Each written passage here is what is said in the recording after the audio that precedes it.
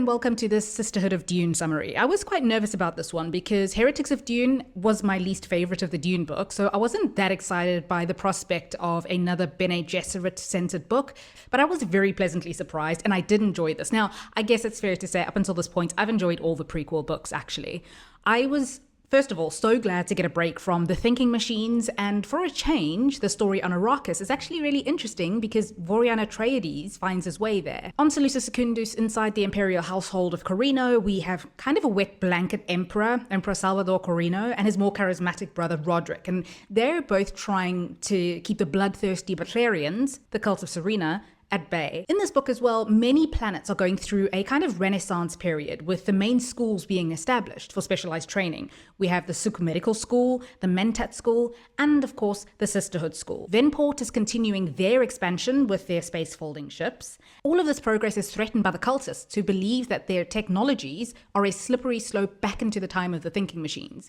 Anyway, that's one of the main plots of this book, how the Butlerians, the fanatics, and the rational side battle it out, and it's no longer humans against machines, but it's humans against humans. By the way, I thought that the HBO show was based on this book, but in the trailer for the show, Valya is the main character, and she's much older, and she looks really powerful, and she's not quite there yet by the end of this book. Also, Valya Harkonnen is barely even mentioned in this book, so I guess the show is probably based on the next book, Mentats of Dune. I'm not sure, I guess I'll see when I read Mentats. Anyway, without further ado, onto the video. Sisterhood of Dune takes place 83 years after the Battle of Corinno, where the humans were finally victorious over the thinking machines.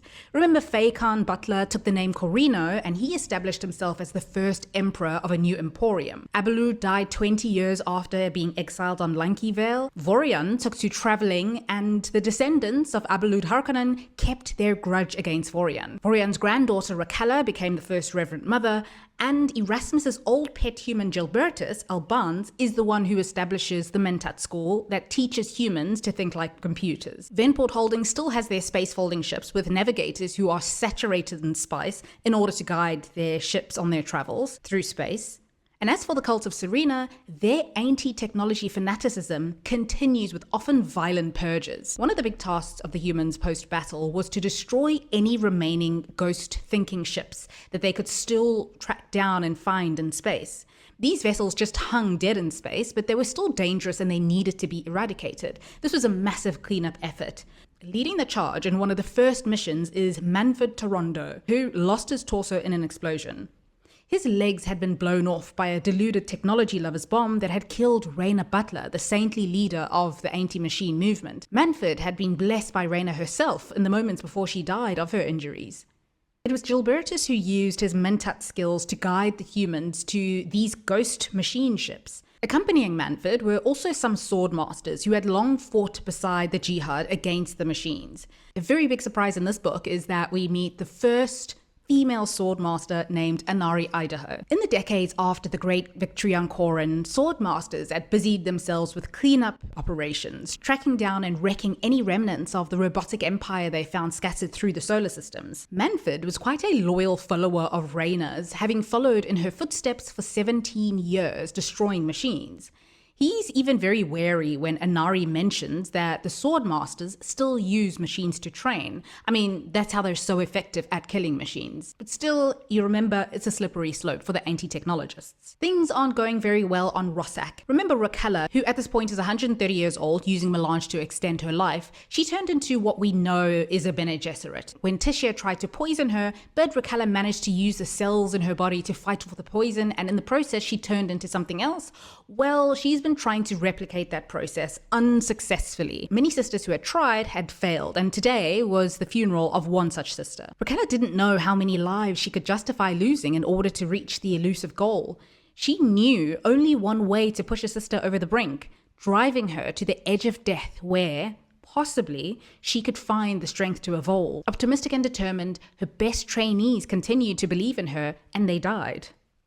Since this is a school on Rossak, many candidates from the Imperium are sent here for training. One such talent is Valya Harkonnen. She came to Rossak as a 16-year-old from Lanky Vale, and during the 5 years of her training, she proved to be incredibly talented and, most importantly, dedicated. So much so that Raquella decided to let her into the inner circle of the Order and show her the database of human genetics. The chamber was filled with humming and clicking machines, constellations of electronic lights, banks and banks of forbidden computers on levels that rose high along the curving stone walls.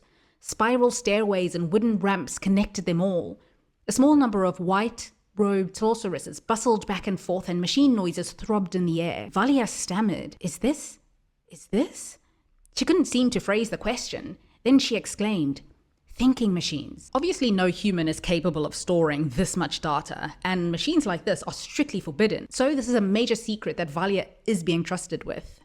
Catching up with Vorian Atreides, he's finally settled on the planet Kepler with his second wife, Raquella, and their family. 3 daughters, 2 sons, 11 grandchildren, and more than 24 great-grandchildren. He hasn't seen his old family since the Battle of Corinno. One day, when returning from a hunt, he sees that slavers have come to Kepler to take away all of the able-bodied humans, and Vor sees that one of them is his son Klar being taken away. He only manages to shoot one slaver because the others have these protective shields around them, but before he kills the slaver, he gets the information he needs out of him, that the slavers are taking their human cargo to the planet Poritrin. Not only were most of the young, able-bodied people taken, but the slavers set many of the town's houses and buildings on fire. Only 60 out of several hundred villages were left behind. Vor decides to take out his old military uniform from the Army of Humanity, formerly Army of the Jihad, and he decides he's going to go to Poritrin to get his people back and ensure that this never happens again. The Corinnos owe it to him to help him find a way to protect his planet. We meet Griffin Harkonnen on the planet Lankivel. His father Virgil is the Landsraad League ruler of Lankivel. Griffin and his sister Valya, yes, the Valya who's currently on Rossak with the Sisterhood, hated their lives there, so they came up with this plan to get out and restore the family name. While Valya was away, seeking to advance herself in the Sisterhood, and thereby gain power and influence for House Harkonnen, Griffin remained behind, working to build the family's commercial assets, extend their investments, and step out of their isolation. He eventually wants to travel to Salusa and look into his emperor cousin's eyes. Remember, that side of the family changed their name in order to distance themselves from the sullied Harkonnen name, and that after the Battle of Corinno, they then became Corinnos? Well, yeah. Griffin also wants to serve as the official representative to the Landsraad League. Josef Venport is the latest Venport to lead the family business, but he's on Arrakis now and he's trying to uncover who's harvesting spice. There's an unknown operation and he's investigating how they're being funded, and he wants to put a stop to it because remember, they have a monopoly over the spice and they don't want any competition. They find out that the other harvesters are Celestial Transport, Venport's main competition in the space travel industry. Gilbertus decides to build his Mentat school on the planet Lampadas. At this point, he's 180 years old because he also received the life-extending treatment from Erasmus, just like Vorian did. He has decided to hide his past and his connection to the thinking machines, but this isn't his only secret. Once he's in his office, he takes out Erasmus's safely locked away memory core and he talks to it. You saved me from a life of ignorance and squalor, and I saved you from destruction. A fair exchange, but I apologize, I can't do more, not yet anyway. We have to be very cautious. So at this point, Erasmus has to remain a memory core so that he can stay hidden. He can't be put into a body. In Zemir on Salusa Secundus, we learn that Salvador Corinno is the current emperor. It was first Faikan, and then his son Jules, and now it's Salvador. On Rossak, one of the sisters tells Valya that she's made a possible breakthrough. We can use a distillation from the mucus secreted by burrowing slugs. It has deadly paralytic qualities, but if we can mitigate the effects, this compound might be the correct balance to send a sister to the brink of death, freezing her body's systems while still allowing her mind to remain active and focused until the last moment. It would be good to mention that Valya has bigger ambitions than life on Rossak as a sister.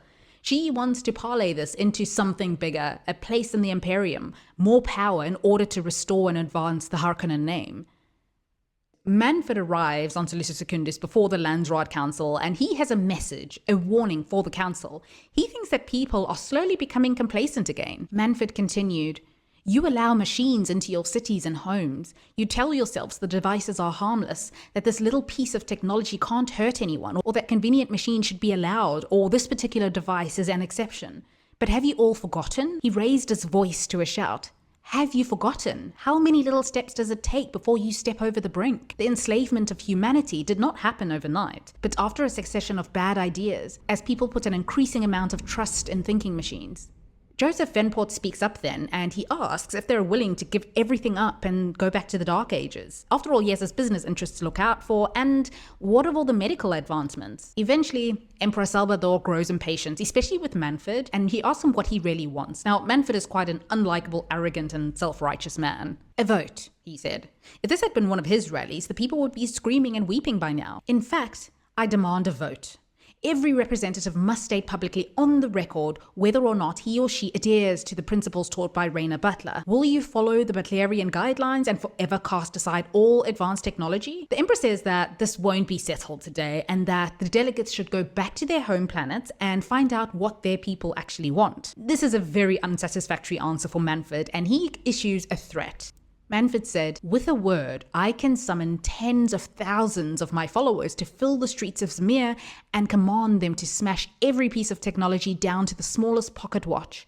I would advise you not to stall." Just then, they receive a bomb threat, and the Landsraad has to evacuate the building. Manford's vote is put off, but he's still determined not to forget it. He will insist on having the vote. Back on Kolhar, Josef Venport is really angry about this. As he works on his business, the Butlerians, on the other hand, wanted to drag the populations into a dark swamp of hardship and ignorance. He firmly, perhaps naively, believed that the Butlerian silliness would peter out in time, and he couldn't fathom how the movement had gained so much momentum. He considered it a personal affront.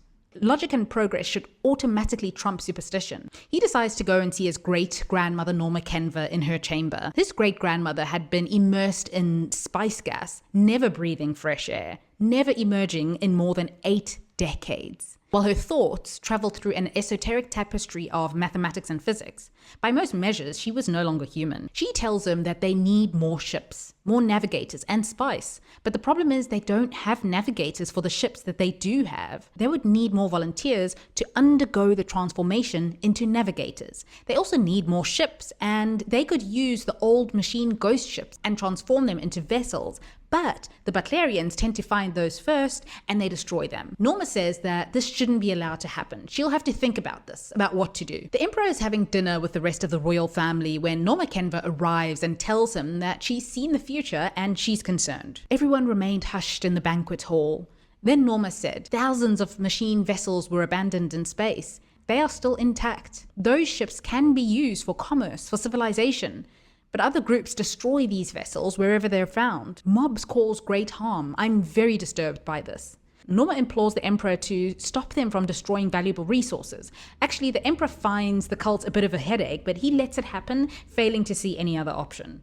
Erasmus, meanwhile, grows very impatient. It's been 80 years that his memory core has been kept a secret, and he's had no freedom. But Gilbertus tells him that he just has to be patient for now. He saved his father's life on Corinno, and this is the sacrifice that he had to make while they figured out a solution together. Gilbertus himself didn't want to remain there because it would soon become suspicious that he wasn't aging. He made himself look older, and he purchased melange to be able to say that that's the reason why he looks so young, but this couldn't go on forever. The Butlerians are on a cleanup mission on Hesra. Remember that Hesra was where the Titans killed the Cogators, and they made this their base for a while before taking X? Anyway, Elus, a sword master, and her team find 2 perfectly preserved humans there. Twins, Hyla and her brother Andros. When Elus tells them that they're about to destroy the base, the twins tell them no. Then they make quick work of killing the sword masters, and they tell Ellis, who is alive now but paralyzed, that they've been waiting for decades. They are the Children of Agammemnon. Vor makes it to Poritrin, and he can't think what possible rationale there is for slavery, especially post-war.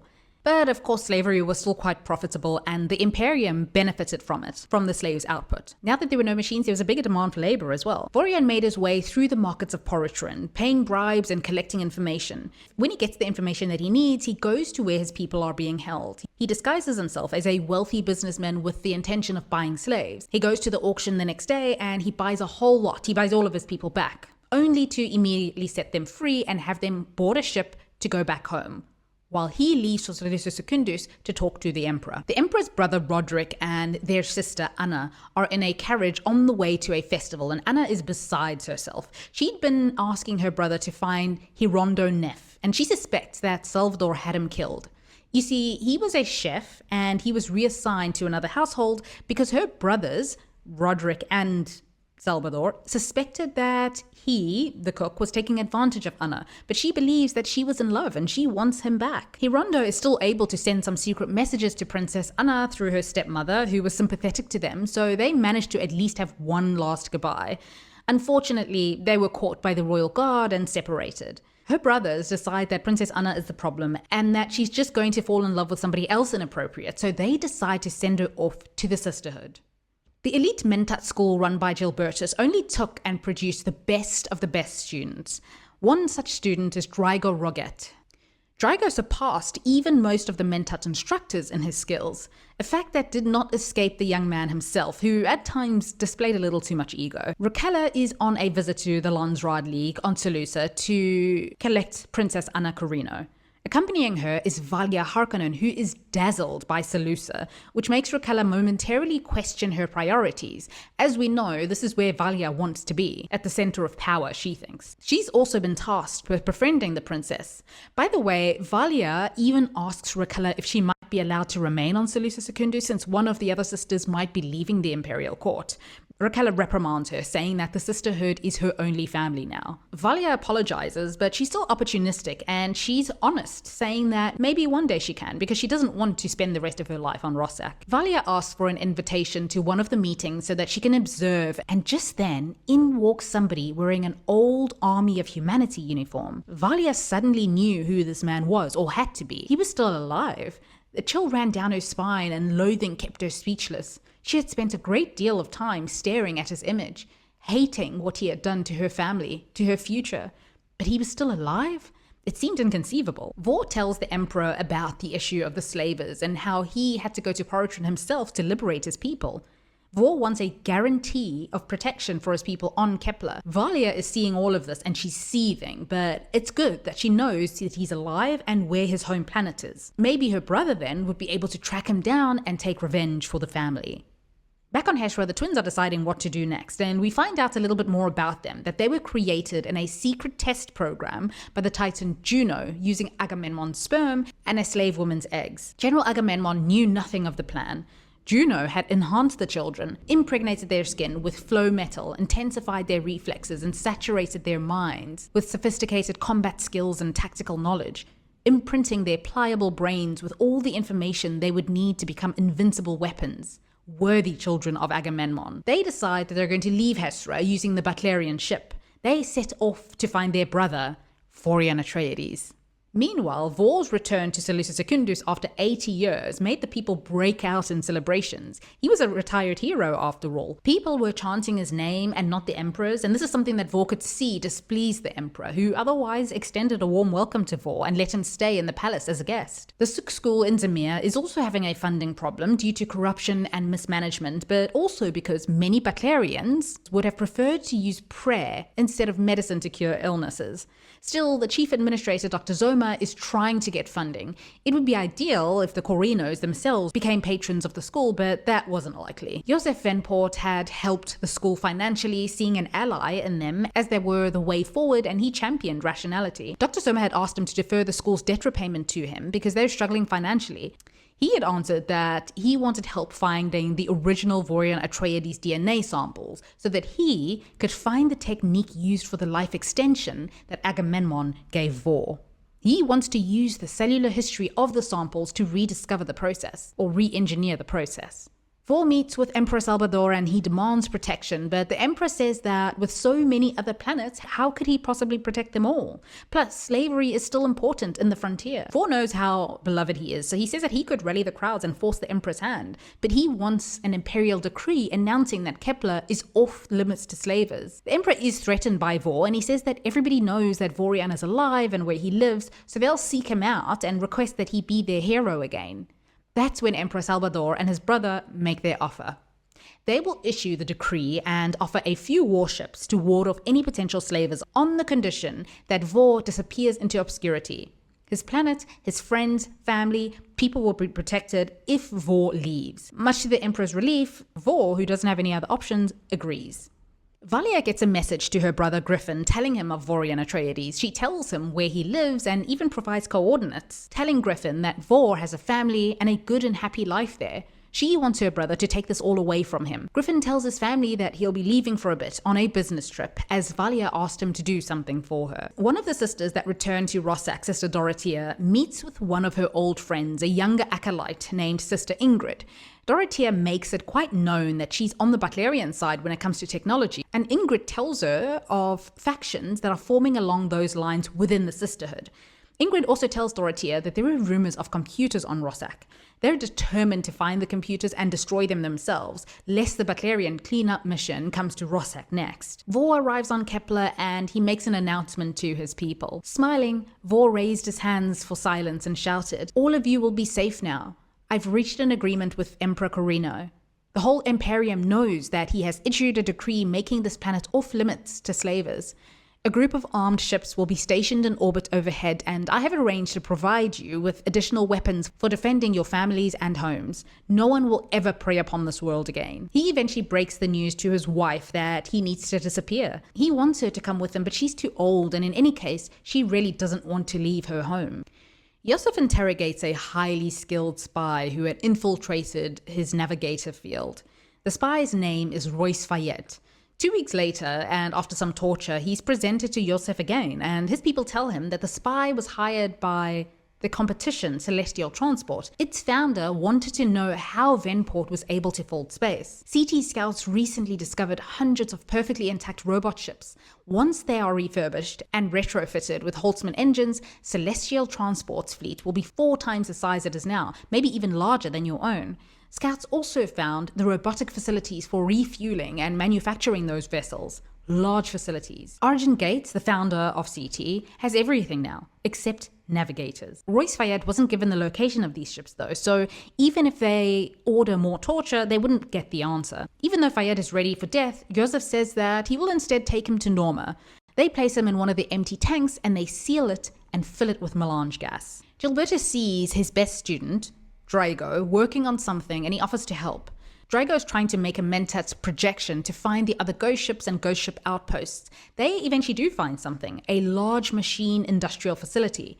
Shipyards on the planet Thoranis. Luckily for Gilbertus, Drago has no interest in what power might be gained from this information, and he leaves it to Gilbertus to tell the Emperor about the hidden fleet. Later, when Gilbertus tells Erasmus about this, Erasmus says that he needn't report this just yet because this information might come in handy later. Now that they have been set free, Hyla and Andros flew their stolen ship to the heart of the human Imperium, Salusa Secundus. During the flight, they had time to assimilate the information carried aboard the Butlerian ship, resenting and also questioning the facts as presented, especially how the history libraries portrayed their father, General Agammemnon, and the time of cymek Titans. The twins also learned how their prodigal brother Vorian had turned wholeheartedly against the synchronized empire, how he was worshipped as a hero among the feral humans, whom the thinking machine scornfully called Hrithger. When they reached Salusa, they collected all the data that they needed, but they kept their ship undetectable. They were able to find out where Vorian was, though, on Kepler, so that's where they traveled to find him. They land on Kepler and they try to find out from Vorian's wife where he is, but of course she tells him that he no longer lives there. One of the twins shoves her to a chair, breaking her collarbone in the process, saying that they'll have to cover their tracks so that nobody will alert Vor that they're looking for him. The next morning, the village wakes up to the house on fire and Vorian's wife is nowhere to be found. Upon arriving at his destination, Griffin saw a group of large, well-armed warships circling in orbit, keeping watch like fierce guardians. According to reports, Vorian Atreides had arranged the military protection from Emepror Salvador. He reaches the village and Bonda, Vor's daughter, tells him that it's Mariella Atreides' funeral. She also tells him that Vor has gone to Arrakis. Griffin decides to stay at the funeral and he wishes to hear more stories about Vorian. Vorian is out in the desert doing labor with the spice crews. At this time, because of the plague, many people had become addicted to spice, although it wasn't used on Kepler. Vor happens upon one of the Zensuni dwellings out in the desert and he's eager to meet them. On Rossak, Sister Ingrid is kept awake at night by the idea of there being hidden computers. She goes exploring in the caves and she hopes to see them. She follows Valya to an entrance of forbidden caves and then she sees them, the screens. Horrified, Ingrid backed up and scrambled through the hologram-covered wall. She hoped she had moved before Valya noticed her. Unable to comprehend the immensity of the criminal secret her own sisters were keeping, Ingrid fled down the dark hallway. Not caring that she couldn't see, she thought she heard a noise behind her and kept running until she burst outside into the cool, starlit night near the cliffside trail. Her heart seemed to be shouting inside her chest. She decides then that the only thing to do would be to tell Manford so that he could destroy the machines. Valya spots her though, goes after her and pushes her off the cliff to her death. She reports this to Raquella, who helps her dispose of Ingrid's body. The newly graduated Mentat Drago Roget arrives on Kolhar, welcomed by Josef Venport. As they watch the spy Fayed transform into a navigator, Drago tells Josef of his discovery. So I have postulated the likely location of a very large machine shipyard, a manufacturing and refueling facility that in all probability holds a great many ships and orbiting industries. Since there is no record of this depot, if it exists, I must conclude that the entire facility is almost certainly undiscovered and intact. This is perfect for Josef because this is just what he needs. One of the sisters, Dorotea, comes to Raquella with concerns that Sister Ingrid is missing. Dorotea and Anna were both sent on a training mission, and that's when Anna Corinno spotted the body. Anna guessed that Ingrid, fell off the cliffs and that her body was dragged to the place where they found it. So anyway, this is how the story is all tied together by a neat bow, provided that Dorotea doesn't ask any further questions. Vor is flying in Arrakis when suddenly the operation is attacked. So he lands and comes face to face with his demi-siblings. They've ambushed the spice harvester, and murdered everyone. Ishanti, a desert dweller, helps Vor get back to the base from far out in the desert. Then Vor has his very first ride on a sandworm, guided by Ishanti as they escape the murderous twins. Griffin makes it to Arrakis, and he's shocked that Vor would ever want to choose to go to a place like this. It makes him miss home even more, even though he hates his home as well. Arrakis City is rather dodgy, full of vendors and thieves, but he does get the information that he needs, that Vor must be working with one of the spice crews. Manford feels good about one of the anti-technology purges that he carried out, but he still worries about Erasmus's prophecy. Given enough time, they'll forget and will create us all over again. He's now very determined that the prophecy not come to pass. He gets a meeting with Emepror Salvador and demands a vote in the Landsraad. Not only that though, he wants the Suk medical school, to be shut down because he believes that prayer should be used to heal the sick and not their medical technology. Finally, he requests a few hundred ships so that he and his followers can continue their work far from Salusa. The Emperor obviously acquiesces, mostly because he doesn't feel that he has much choice. He knows that the cult and the Butlerians would raise hell if Manford's demands aren't met. He's also just not a tough negotiator, or emperor in general. He just doesn't want to be inconvenienced, and so he's reluctantly willing to sell out some of his people for his own peace of mind. Valya discovers that Anna has some kind of telepathic connection to bugs. Before she can finish thinking about how she can use this for her own benefit, Sister Dorotea takes her away for a meeting with some of the other sisters. They believe that Reverend Mother Raquella has lost her way. They don't know what she has become, and they wonder if the voices inside her head deceive her. She isn't even investigating the death of Ingrid, which they believe is a murder. And then there's this rumor about the thinking machines on Rossak. Valya reports back to Raquella, who, after worrying, tells Valya that perhaps she would make a good Reverend Mother to further their cause. On Arrakis, after their worm ride to some caves, Ishanti introduces Vor to the Naib of the Fremen tribe. They decide to investigate Vor's demi-siblings because they are a threat to everybody in the desert. Vor will stay with them in the meantime. Josef and Drago make it to the abandoned shipyard. The shipyards rapidly came into view, proving the Mentat correct. One crated planetoid was covered with automated strip mining and metals, processing machinery, but the heart of the shipyard was its assembly complex in low orbit. Large space docks that held derelict ships. Bright lights and thermal signatures indicated a significant level of activity.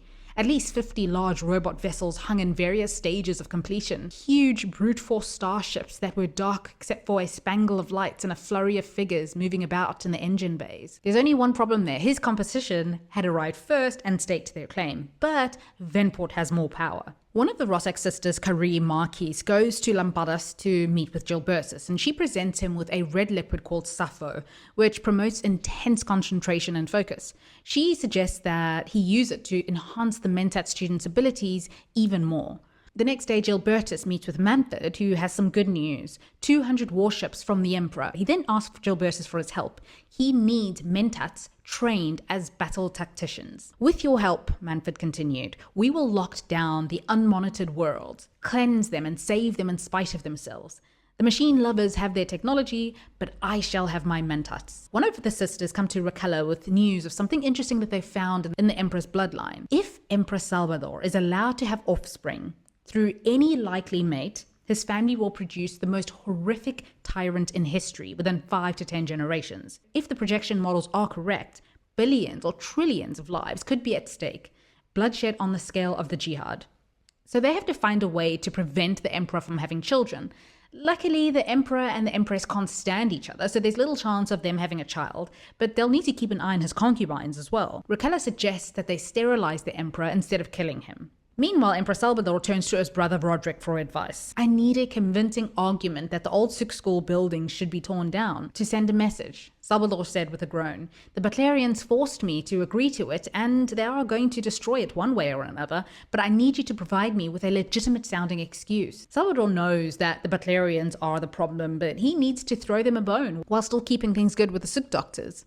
Gilbertus eventually inserts Erasmus's memory core into a combat robot's body, but it still has its limitations that Gilbertus will work on. Erasmus is not quite ready for a new body, at least he had it for a moment until next time. Raquella returns to her home planet of Parmentier, and a new Suk school is being built there. She's there to meet with Dr. Zomar. Dr. Zomar is also about to depart for Salusa to be the Emperor's personal physician. Raquella wants her to watch out for the Emperor because he is controlled by the Butlerians, and Salvador fears the Butlerians who have him under their thumb. Dr. Zomar says that once she has the Emperor's ear, she'll advocate for the cause. Then Raquella tells her about the flaw in Emperor Salvador's bloodline and that it needs to be purged. Raquella wants her to slip him a drug that would render him sterile. This is actually treason, but in exchange, the Sisterhood will help fund the construction of the Suk Medical School and they'll forgive Zoma for her past indiscretions. Zoma agrees to do it because she also trusts Raquella. In Arrakis City, Griffin goes to the spice operations and he goes through the logbooks to try and track down Vor. The twins, though, manage to track him down in the desert. They end up killing at least one Fremen and injuring others before Vor agrees to go with them. One day Dorotea finds Valya and says that she has a better version of the poison that Raquella took and that they should take it so that they can become reverent mothers like Raquella and know what the voices are telling her if they're guiding her astray. Of course, this medication is still experimental and Valya just pretends to take it. Dorotea does take it and she ends up in the hospital, but something happens to her. When she focused her concentration on the voices, trying to hear and comprehend, a flood of memories came to her, a vivid part of her experience. Yet not from her own lifetime. Ancient women spoke to her, sometimes simultaneously, although she could absorb everything they were saying. The recollections were startling and real, and she began to order them in her mind, realizing that they formed a chain of lives stretching back one generation at a time, all the way back into the dim past of human history. She also learns from all of this that Raquella is her grandmother. Raquella's memories were Dorotea's own memories now. She saw through her grandmother's eyes as she studied the comprehensive catalogues of billions of bloodlines the sorceresses had compiled for generations.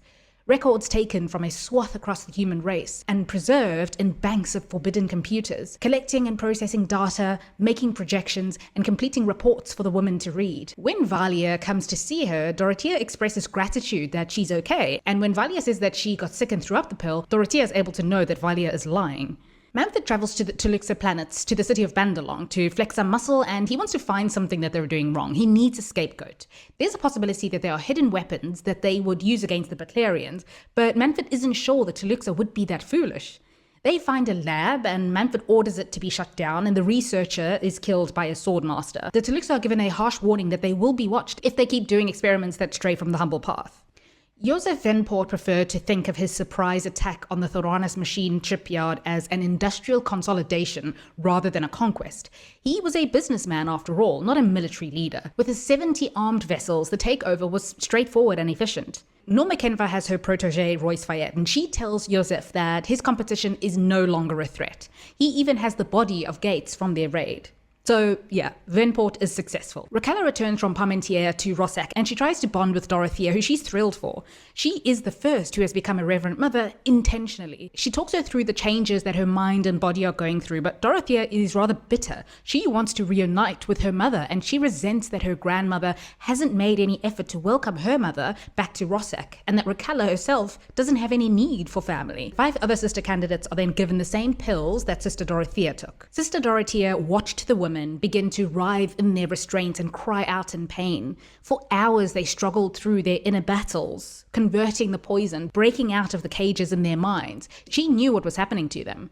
3 of the women eventually opened their eyes and tried to absorb the whirlwind of lives that assailed them from the past. Dorotea brought their medical chairs upright and gave them time to orient themselves. As if hearing a communication broadcast in their ears, they listened inwardly for several minutes to the voices of other memories. She also gives a pill to Valya and tells her to take it when she's ready. When Dorotea says that this way Valya can become one of her Reverend Mothers, Valya corrects her and says that she'll become the Sisterhood's Reverend Mother. Dr. Zoma arrives on Salusa on a really bad day. The day that the Butlerians, under Manford's guidance, burns down the Suk School.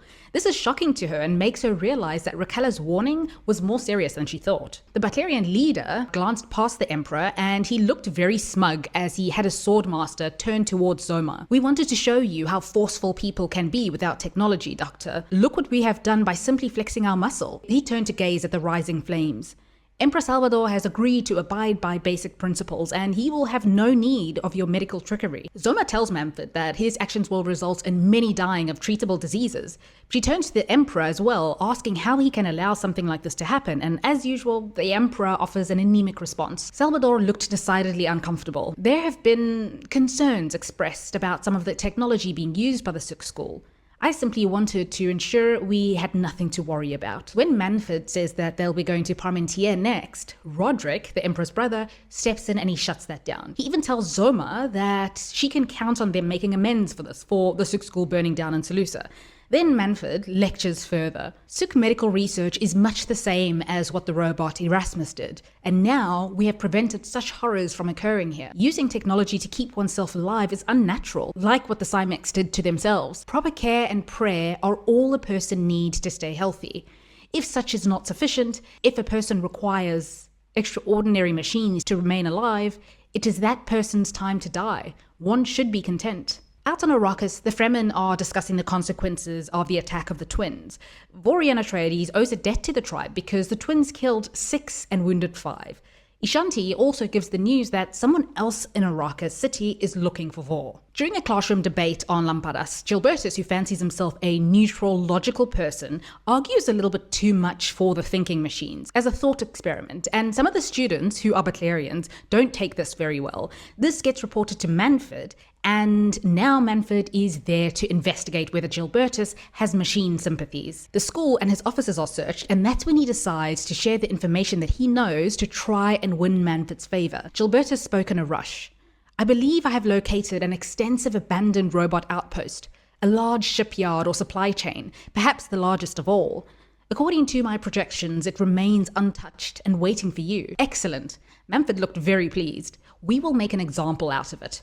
Good work, Headmaster. I can give you the full details of my projection. When I am proved right, I hope you will consider it a peace offering to show you my true loyalty." Manford tells him that the Butlerians will destroy the shipyards and that after they're done with their search, Manford will issue a statement that the Mentat school is compliant with the jihad wishes. On Rossak, 10 sisters die in agony after taking the pill, and a further 11 become Reverend Mothers. In total, there are now 16 Reverend Mothers. Valya still hadn't taken the pill though because she didn't like the odds. A couple of Fremen drug and capture Griffin and take him to Vorian, who has no idea who he is. Eventually he says that he's Griffin Harkonnen and Vorian Atreides destroyed his family. Vorian tries to talk to Griffin, but he holds onto his grudge. It's decided by the tribe then that Vorian has brought too much trouble to their doorstep and that he and Griffin will be sent out into the desert the next day. Dr. Zoma starts her duties as the Imperial family's physician, and she tells Roderick that the Emperor is in good health, but she's given him a vitamin supplement for energy.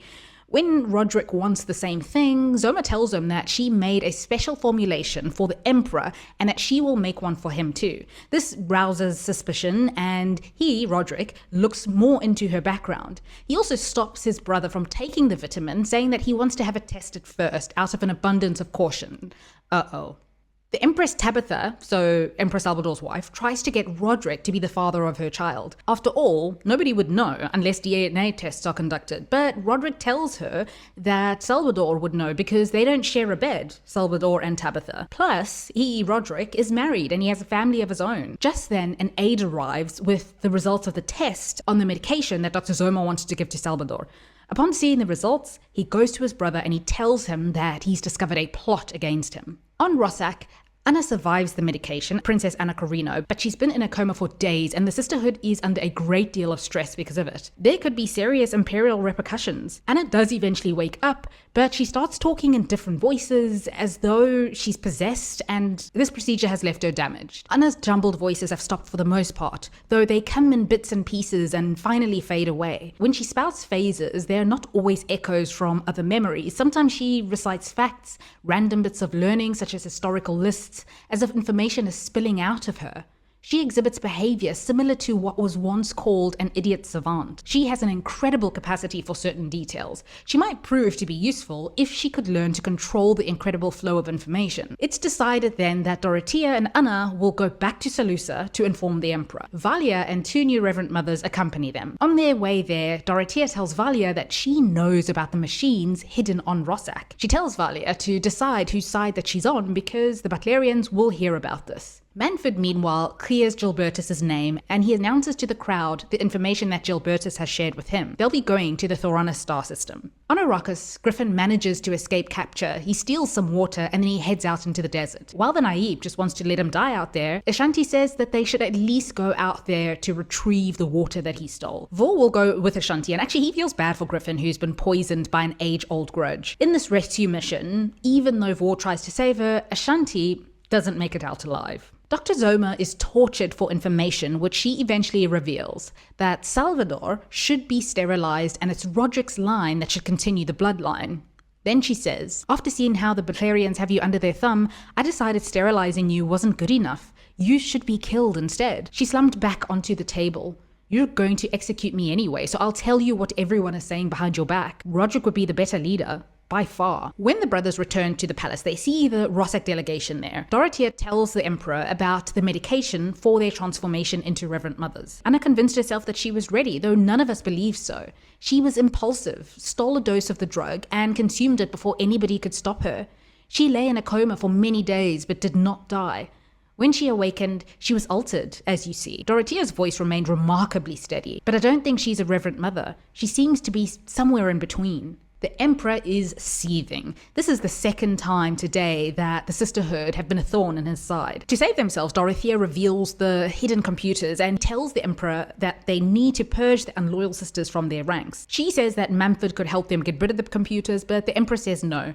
He'll send a military squad instead. Raquella already knows what's to come because Valya had told her of Dorotea's intention to tell the Butlerians of their secret computers. She holds a meeting then with all of the sisters to address their concerns and questions about the rumors. This is just a diversion, really, though. While everybody is present at the meeting, they won't notice that Valya and a few others in the inner circle have gone to dismantle and hide the computers. By the way, there's also a side storyline about a rogue scientist who's managed to resurrect one of the robot's cymek walkers, but there are some issues. Now, as he operated the external controls from the enclosed cab, he realized that his limbs and grasping hands were far too clumsy for a swift and fluid battle. He would need to find a direct neural interface so that he and other defenders of civilization could operate the machines with the proper finesse. So yeah, the machines are very far from being gone, but the Butlerians haven't heard word of this development, not yet anyway. Manford and the Butlerians make it to the Thoranis star system, but oh no, guess who's already there? When the ships arrived in the star system, they found the thinking machines base exactly where the Mentat had predicted, but Manford was astounded to see not a silent and frozen outpost, but a bustling center of industrial activity. manufacturing complexes full of automated assembly lines that fabricated metal hull plates and structural components, spewing heat and exhaust fumes, huge construction docks hung above broken planetoids where innumerable ships were even now being built. A voice comes on via the comm system saying that this facility is owned by Venport Holdings. Manford, who doesn't care and who has a job to do, still has the Butlerians blow up part of the facility. This still does have people working on it. Out in the desert, Griffin says that his family wanted revenge, but he's sorry that he went after Vor. The Naib of the tribe tells them that they need to fight in hand-to-hand combat with knives, or he'll order both of their executions. Vor tries to get them to just let him and Griffin out into the desert to fend for themselves, but the Naib has spoken. Vor also negotiates that the victor gets his freedom, but the Naib can't guarantee that, and it seems as though Vor would be willing to throw the fight to have Griffin win, but he also knows that Griffin would feel no honor from that. They need to fight though. When they do so, it's clear that Griffin is no match for Vor, and when he asks him if he yields, Griffin says that in the name of House Harkonnen, he will not. He will fight to the death. While Vor had more experience, Griffin was still a very good fighter.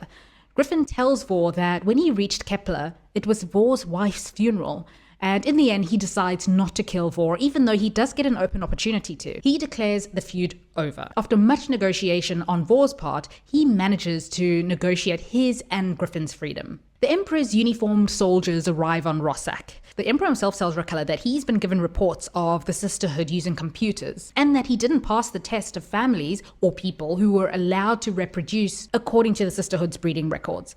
Raquella tells Salvador that Dorotea is having hallucinations after taking the same medication that Anna had. Still, the Emperor wants to see the birth records. While the extensive military presence remained in position, she led the Emperor and his entourage up the restricted cliff path to the upper caves. Once inside, Raquella showed them the former computer chamber, which now only contained tables, desks, and bookcases filled with bound copies of breeding records. In fury, Dorotea ran to the shelved volumes, opened several of them, and scattered them to the floor. Her voice became shrill. The thinking machines were here, computer databases filled with centuries of information, making bloodline projections down the generations. Valya speaks up then, and she says that perhaps Sister Dorotea is acting out because she's overwhelmed with guilt over what happened to Anna. After all, she was the one who worked in the labs and gave the pills out. On Thoranis, Josef Venport is outnumbered by the Butlerians. He makes as though he's evacuating the people, acquiescing to Manford's demands, but one of the supposed containers, containing some of his workers, explodes amongst the Butlerian ships. This ends up tearing apart 9 of Manford's ships, and it damages another 6. The Butlerians did come with around 200 ships though. Drygo, who's on the side of Venport, opens the comms, and he talks to his old mentor Gilbertus then. Also, just then, Norma Cenva and Josef's wife arrive via folding ship to rescue them. Remember, Norma has the power of prescience. Vor and Griffin end up at a weather station outpost, and they talk, and Vor tells Griffin about his grandfather and great-grandfather. Griffin struggles with how he'll tell Valya that he's settled the feud. Just when they think that help is on the way for them, it's the twins, and Valya kills Griffin, snapping his neck. They want Vor to join and recreate the work of the Titans together, or they'll kill him. Vor, not liking either option, decides to run. The search for computers on Rossak continues. Since Emepror Salvador had announced that he would destroy the computers there, not finding them would be humiliating for him. He lays the blame with Dorotea, and he decides to kill the Mentat sisters, who to him are still computers. A consolation prize. He gets his soldiers to kill 8 of them. The remaining sisters use their telepathic powers to attack the Emperor. He yells in pain, nose bleeding, and his brother urges him to stop killing the sisters. Emperor Salvador makes an announcement then that by imperial order, the school is now disbanded. The school will be permanently closed, and all trainees will be sent back to their homes. The breeding records are to all be destroyed. The Sisterhood is in fact outlawed. Rossak says that the sisters could be useful if they take some of them back to Salusa. Out in the desert, the twins chase Vorian and let him know that they're responsible for his late wife's death. Eventually, a worm swallows the twins after Vor activates his protection shield. Remember, he was warned not to use it out in the desert because it attracts worms. Well, it helped him in this case. On Rossak, the Emperor has his soldiers stationed there to ensure that the sisters leave, and they only have a few days to do it. Back on Kolhar, Josef, sat in his office, is trying to quantify the damage and his losses. nearly 6,000 employees dead, including several hundred who had been transferred from Celestial Transport during the takeover. It was even possible that some had been captured by the barbarians. Under interrogation, the high-level supervisors could provide important information about Ven holding vulnerabilities. They're under even more threat now. He also gets news of what happened on Rossak, and his wife suggests that some of the sisters who are not anti-technology zealots should be offered sanctuary. A ship is sent to Rossak for some of the sisters, and Raquella is down, but she's certainly not out. The breeding records and dismantled computers remained hidden in the isolated cenote deep in the jungle. They were safe and intact, though the sisters were in exile. Once the Reverend Mother made a new home for these women, thanks to the assistance of Josef Venport, the computers and records would be retrieved. First, she needed a new location for the school. Josef believes that Kolhar is going to be a target next, and they need to pretty much prepare for war. Manford and the Butlerians arrived back in Zemir. The total damage was over 60 vessels destroyed and many damaged.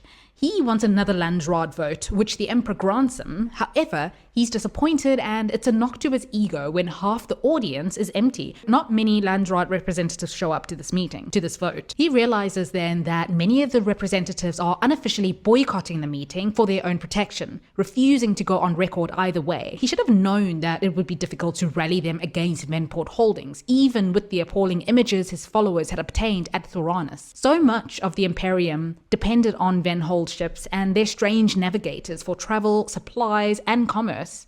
Many of the absent representatives might already have gone to their home worlds to set up defenses or form an active resistance against him. Salvador gives a lukewarm intro speech to half an empty hall, telling them that he's happy to go back to a more peaceful time before the machines and that they should support Manford's cause. But the speech is rushed and not said with any conviction. He's phoning it in, basically. Manford's resolution passes, but that's still not enough for him. We must be specific so that no one has any question. Emperor Salvador, I request that you immediately set up a committee of orthodoxy to watch over industries and advances and quell any problem before it can become a danger. Every citizen of the Imperium must have a complete list of acceptable and unacceptable technology, and the government will need an enforcement arm. I volunteer the assistance of my people in these matters. The rogue scientist, by the way, shares about the new walkers that he's been working on. We can do better. With the enhanced brains in the experimental lab and with improved technology, we can create a new set of cymeks, more powerful, more intelligent, and more adaptable than before. And they'll need somebody to lead them, possibly Josef Venport, if he's willing to undergo the radical surgery. If not, Administrator, you and I can be the first of the next generation of cymeks. With new Titans, we might manage to stave off the impending Dark Age. Both men discussed all the horrendous damage that Manford and his followers had caused. Then Noth mused. Yes, we could achieve a glorious victory, a new time of the Titans. Manford goes on a victory parade through the streets of Lampadas, and Gilbertus is with him, having proven once and for all that he's on the Butlerian side because he was instrumental in the Butlerians' victory against Venport. He doesn't really care for all of this though, he just wants to get back to Erasmus, who he guesses is probably bored and lonely by now. Manford asks him to leave the school in someone else's hand and join him in expanding their Butlerian efforts, but Gilbertus declines. He has a special new student coming to the school, Anna Corinno. Emperor Salvador talks to another Suk doctor about the school's damaged reputation, and this doctor tells the Emperor that they have a certain mental conditioning that they're developing that would make it impossible for a Suk doctor to harm their patient, especially if the patient is an important one like the Emperor. Emperor Salvador checks with Dorotea, who tells him that she detects no falsehoods in what the Suk doctor says. The Emperor also thinks that it's about time to patch things up with the Empress, but when he reaches out to touch her at the dinner banquet, she recoils, telling him not to touch her. You see, she wants more than just to be an empress. She feels like he treats her like a pet. We've been over this 100 times. I'd be much warmer if you'd grant me a title and a government position. For many years, I watched my father work his industries. I sat in his offices learning from him. I have skills, and I would certainly be a better commerce minister than that idiot you've had in that position for years. Dorotea, meanwhile, is on a mission to get the Empress sterile. She gives a cream to one of his concubines assigned by her. Vorian makes it back to Arrakis city, and at an enormous expense to himself, he arranges for Griffin's body to be flown back to his home planet so that he can be with his family. The body arrives at his home planet, and Valya, since returned from Rossak, is there to see him. There is also a letter from Vorian saying that Griffin died a hero trying to save him, but Valya believes none of it. As far as she's concerned, Vor is responsible for her brother's death, and she will find him. She finally takes the pill that Sister Dorotea gave her, thinking that the voices would guide her to find Vor. Raquella and 28 followers arrive at their new home of Wallach X, one of the old synchronized worlds and a cold planet. With her alliance with Venport now stronger than ever, the Sisterhood's funds had been absorbed by the Venport banking system. And yeah, that is Sisterhood of Dune. If you have read it, feel free to share your thoughts, and thank you for watching.